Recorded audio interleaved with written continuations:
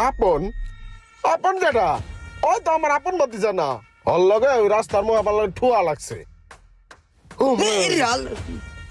পোলা বাইন, তুই আমার দেহস না, তুই আমার লগে মুস্কারি করতেছ। হায় রে কাকা, আপনি কি আমার তালই লাগেন? আপনি হলো মুরব্বী মানুষ, আপনার লগে কি মস্করা করেন যায়? আমি ঢেক্কাটা ইচ্ছা করে দেই নাই। আপনি তো আমার বাপের বয়সী, আপনারে দেখলে আমার বাপের কথাই মনে পড়ে কাকা। আপনি আমার ভাতিজা সই দেখেন, আপনি তো আমার কাকাই, আপনি আমার ভাতিজা কই দেখেন।